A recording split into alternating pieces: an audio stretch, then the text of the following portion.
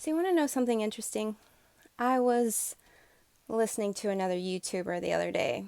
She's a beauty vlogger, and she was talking about how toxic her community had become. And I kind of wouldn't know because she's really the main one that I watch. I think she's really funny.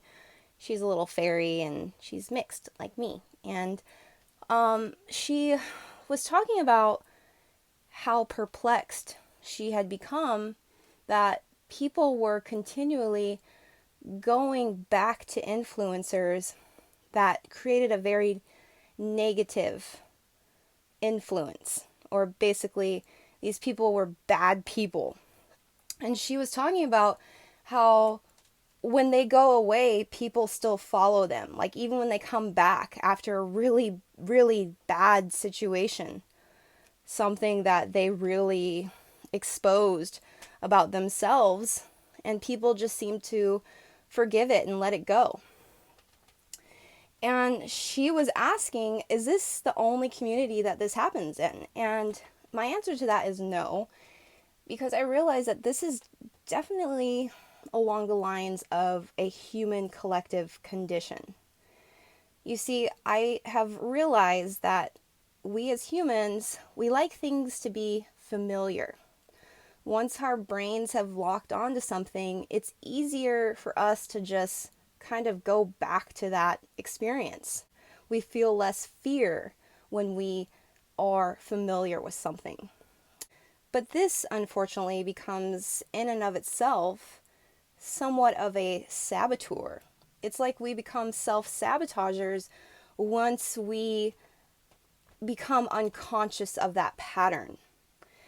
I myself, as a nomad, I noticed over time that I'll go through certain cities or states and I feel more comfortable when I go back to those little places that I would rest or stay the night. I felt the need to go back, even though sometimes in certain areas I would have a negative experience.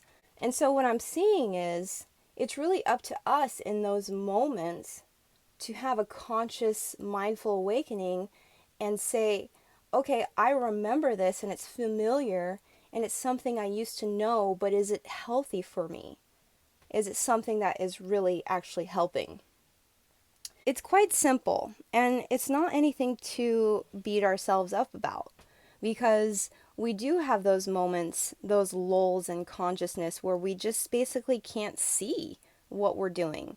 We can't even understand the amount of self sabotage that is occurring because we're so deeply in it. I talk about like protecting the inner child a lot. This is a lot to do with that. You know, it's like when you see a child on the ground and they're picking something up to eat that's not good for them, you kind of take it out of their hand. That's what we're doing with our inner child. We're not going to watch those people anymore. We're not indulging, we're not following, we're not being influenced by people who have already really shown that they're not working for the light. They're not worried about your sovereignty, your ascension, your well being, or the sovereignty of sacred land. They're really here to cash out and to basically get whatever they can from your soul. So we're going to, like I said, protect our inner child and be the one to step in and say, no, that's not good. Come here, baby girl. We're going over here. And to really make sure that we are protected.